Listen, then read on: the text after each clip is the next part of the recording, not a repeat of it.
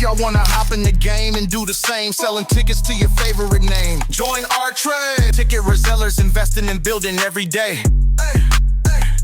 Join our We have the easiest way to make money online. As you see over here, there's no MLM, no pyramid scheme, no ads or marketing required, no selling tickets in the streets, and you don't need any labor costs to scale up. Hey, if you're interested in scaling your ticket business or your business into the millions, like I've done, selling tickets strictly online, 100% online, you'll never catch me out in the streets.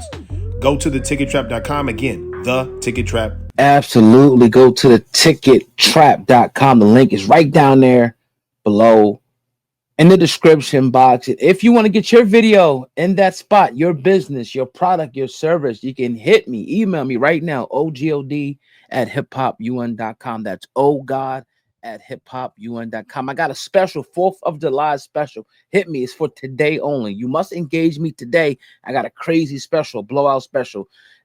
Again, ogod@hiphopun.com. It'll be right under the Ticket Trap. You know, go holler at him first, then go holler at me. So we got some breaking news, you know, coming in about 6ix9ine. He's been in and out, you know, of the news as of late, on the heels of the Diddy, you know, trial and everything like that. Well, a day after the major, you know, verdicts came in, Tekashi 6ix9ine, the Department of Justice put this memo out about Tekashi 6ix9ine being charged with drugs amid a DNA swab of a gun, MDMA, cocaine. Now, here's what the Fed said, the judge said, right? The parties right to provide the court with an update regarding the above captioned defendant's violation of supervised release, what they, you know, abbreviate VOSR, specifications in advance of the upcoming July 23rd, 2025 violation of supervised release hearing. Assuming it's acceptable to the court, the parties anticipate that the upcoming hearing, Hernandez will admit to VOSR via specifications 3 and 4, which are both grade C violations, charging him with possession of MDMA, cocaine, respectively. Obviously, MDMA and cocaine, 2 different things. Now, following his admissions, the government will move to dismiss specifications 1 and 2, whereupon the government understands that the defendant, with the government's consent, will request an adjournment for sentencing. Because the defendant's anticipated admissions will alleviate the need for evidentiary hearing, the government respectfully requests that his witnesses who would otherwise need to travel from Florida to provide testimony be excused from appearing at this hearing. This is from Inner City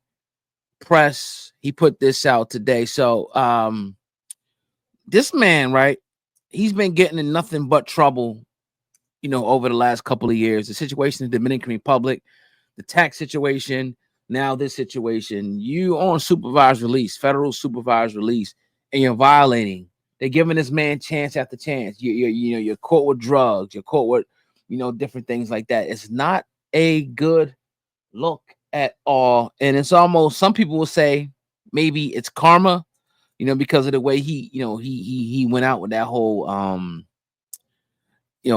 situation that happened with the Bloods and all that. But I mean, everybody knew this dude wasn't going to stand on that. Like, I think we all knew that he wasn't, you know, and you got to remember that's a part of the game. That whole snitching and the snitch culture thing, that's just what it is, right?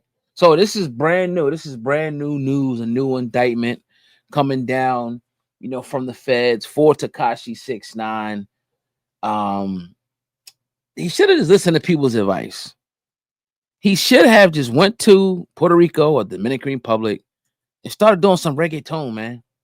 Right? Instead, you went down there and done got into some, you know, a whole different type of situation with different people and stuff like that. Instead of just taking that as a slap on the wrist. Because remember, he was facing life initially. And he started telling. Here's the actual post right here from Inner City Press, right there. That just dropped a few minutes ago. So I wanted to share that news with you. Now, what does this mean? if you're on federal supervised release, maybe they could extend your timeout, or they could lock you back up. If it was us, if it was me and you, they locking our ass back up immediately, right? Because remember, the feds, the feds in the state, they both don't play, but this is serious. Like, this is a high profile, case. And, I maintained that he was working with the feds a long time, and obviously he was. That was never a secret. Maybe on the onset, but once they got a hold of him, early on in that whole indictment, he was working hand and foot with the feds. Now that may have expired now because he's not doing, what he was doing, but nevertheless, you don't want to get in trouble with those people, right? It's like Diddy. One person was like, "Oh, I think he's gonna go back and do it." That'd be enough to scare your ass straight. You feel what I'm saying? That should be enough to scare someone straight. Like, there's no way that you're going to reoffend. And it happens, obviously. But so we shall see, once he has his hearing coming up, his violation of supervised hearing, we will have more information to know. But right now he's looking at some new drug charges while on pretty much parole, federal parole or supervised release. So we know about the Diddy verdict that came in yesterday. We all know about it. We all watched, and most people will say it's a victory for Diddy, but some people are still holding on as a partial victory. But nevertheless, that wasn't the issue. We know he's going to be coming home at least within maybe 5 years. I think we can concede to that, right? But one thing, people were hoping on that are Diddy fans, or people that's looking for justice to be served in this situation. They felt like he was going to get bail once the indictments came down, once he wasn't charged with RICO and he wasn't charged with both counts of sex trafficking. We thought, okay, they hit him with prostitution. They're going to let him come home. But no. This judge, right, decided, in my opinion, unfairly to keep him at least into October for his sentencing, which obviously that can be expedited. But let's hear what Judge Mathis had to say about that. Combs has been convicted of interstate transportation of prostitutes, two counts, and has been denied bail. Although I really am concerned about the assaults against the women, particularly disrespecting Black women as such, we must go with what he has been convicted of and respect the jury. And as I had predicted, he should be convicted after hearing and closing arguments of only the 2 counts of interstate transportation of prostitutes. We'll see in the future. Listen to us this next week on the Mathis verdict, as we'll talk about the entire case and the sentencing. The sentencing guideline for a first-time offender is 21 months to 27 months for each count. We'll see whether they're consecutive, whether they're concurrent, or if he deviates from that first-time offender assessment or sentence, if you will.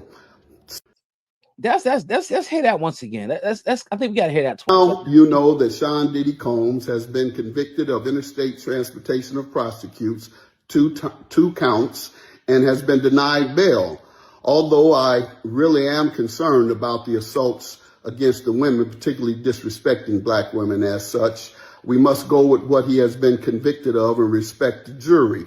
And as I had predicted, he should be convicted after hearing and closing arguments of only the 2 counts of interstate transportation of prostitutes. We'll see in the future. Listen to us this next week on the Mathis verdict, as we'll talk about the entire case and the sentencing. The sentencing guideline for a first-time offender is 21 months to 27 months for each count. We'll see whether they're consecutive, whether they're concurrent, or if he deviates from that first-time offender assessment or sentence, if you will. All right, so that's by now you know that Sean. The great Judge Mathis saying pretty much for each, for under the first-time offenders, law, 21 to 27 months, right? 21 to 20. Obviously, the federal, they give months, not years. They're going to give you, 500 months or 12 months or 6 months, or whatever the case may be. So Let's just look at that. He already got maybe 12, close to 12, I think, maybe going on 13, months right now into the Fed. So, you're looking at, like I said, under 5 years. And again, it depends if they're going to run them, concurrent or consecutive, meaning, lumping those together, those two charges in one sentence, or making him serve. Okay, you get 20, let's say 24 months. Let's say they do that 24 months for this, one prostitution conviction, and you do 24 months for the other prostitution conviction, stretching it out. Now, I kind of tend to think if you're in the first time offenders that they should run them, concurrent together, meaning that it would just be 24 months, which is 2 years, minus the 12 or 13 months that he has. And so either way you look at it, let's say worst case scenario, let's just say 27, right? Minus the 12 or the 13. Under 5 years, this man's coming home. And under 3, really, this man's coming home. So for people to say that it's not a victory, for people to get mad when people say that he beat the feds, he beat the feds. If the feds put a RICO charge on you, a RICO, and you get something less than 5 years, you beat them. You beat them. You beat them. You beat them. You beat them. Forget the technicality. Oh, he, maybe because of this, and you beat him.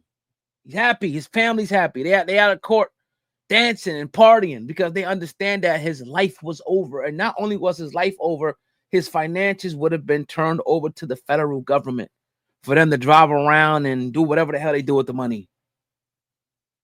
So yes, it's a major victory for Diddy, right? A major victory for his family. It's major. We can't sit up here and act like it's not. So I appreciate Judge Mathis for giving us more clarity, because some people were saying, oh, he might get up to this and, 20 and, come on, man. Look, it's prostitution. In some places, it's a slap on the wrist. I'm not saying that I agree with it, but, it's a profession. It's the oldest profession. And since mankind, like, people have been selling their bodies, whether it be directly, indirectly, since the beginning of time. Once they found out that the body parts and how things work with the body and you can get gratification, that's when it became a prized possession that I could sell for money. Now, that's what it became. So for us to sit up here and act like, oh, all high and mighty like this, yeah, the dude's a creep. The dude was into drugs. He's into all types of crazy sexual fetishes and all of that. But it was behind his closed doors. And yes, he maybe was, coerced and was manipulative to a younger lady who was of age. Because a lot of people were trying to say, oh, underage this, and he was messing around, this and that. And she was very on the younger side of age. I think she was like, 19 or something like that. But she was still of sound mind. And as attorney Akeisha Sabaz so eloquently put, other women got out of there. So to act like Cassie was just stuck and she couldn't leave, other women left, bro. And nothing happened to them. We got examples of that. So this narrative that people try to paint, like, oh, this guy, like, he sold this, and if he would have put a bag on this. Why did all these other women get out of there? And y'all was say, oh, Kim Porter. Kim Porter died from pneumonia, man, if I'm not mistaken. We can write all the conspiracies we want. We can have the fake books and the memoirs and, whatever conspiracy we want to come up with because it sounds good.